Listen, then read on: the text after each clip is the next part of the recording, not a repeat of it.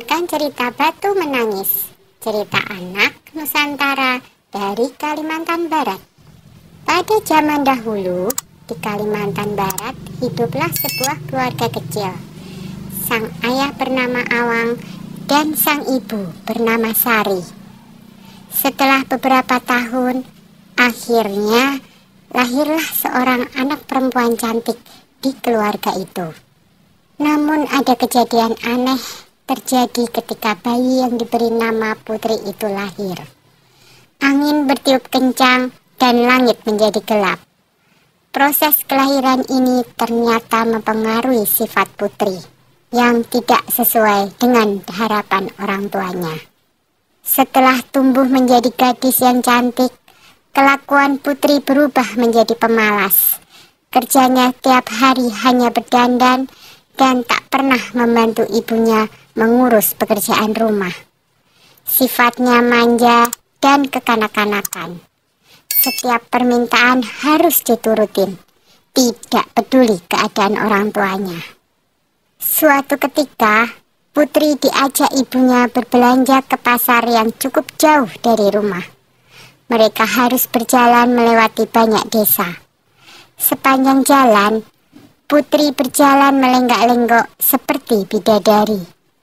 Putri membiarkan ibunya kerepotan membawa belanjaan sendirian. Putri sengaja ingin mendapat perhatian para pemuda di sepanjang jalan. Dan memang di setiap desa, para pemuda mengagumi kecantikan Putri. Dan akhirnya, seorang pemuda memberanikan diri untuk menyapanya. "Hai gadis cantik," kata pemuda itu menyapa Putri. "Boleh aku berkenalan denganmu?" "Tentu saja," saut Putri. Akhirnya mereka berbincang dengan akrab. "Oh iya, namaku Jafar," kata si pemuda. "Kemana engkau akan pergi?"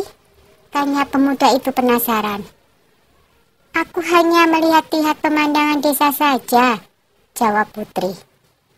"Oh iya? Seorang diri atau bersama ibu itu?" tanya Jafar lagi. "Oh, dia bukan siapa-siapa, hanya pembantuku," jawab Putri. Putri selalu menjawab seperti itu setiap kali ada pemuda yang bertanya kepadanya. Dia selalu bilang bahwa wanita yang bersamanya adalah pembantunya. Mendengar Putri berkata seperti itu berulang-ulang, si ibu menjadi sakit hatinya. Dia berkata, "Ya Tuhan, betapa tega anakku berkata seperti itu. Apakah ia tak memikirkan perasaanku sebagai ibu kandungnya? Hatiku sakit Tuhan, aku tak tahan lagi. Berilah ia pelajaran." Seketika itu tubuh Putri seperti beku. Ia pun berteriak, "Ibu, ibu, apa yang terjadi padaku?" Ibunya tak menduga bahwa perkataannya menjadi doa dan dikabulkan oleh Tuhan. Ibunya menangis sedih, tak tahan melihat keadaan Putri yang mulai kaku seperti batu. "Ibu, ibu, tolong aku Bu," teriak Putri lagi. Ibunya menggeleng dari jauh. "Tidak Tuhan, tidak. Aku tak ingin dia menjadi batu.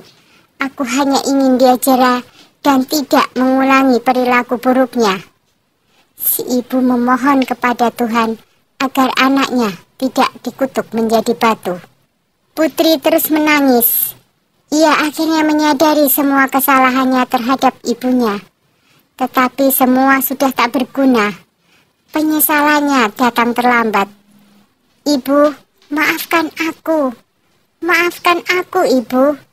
Tak lama kemudian, Putri pun terdiam. Dia telah berubah menjadi batu untuk selamanya. Jangan pernah menyakiti hati ibu dan orang tua kita, karena itu adalah perbuatan yang sangat tercela. Segeralah meminta maaf jika kita pernah menyakiti hati orang tua kita. Sekian dulu ya ceritanya, jumpa lagi.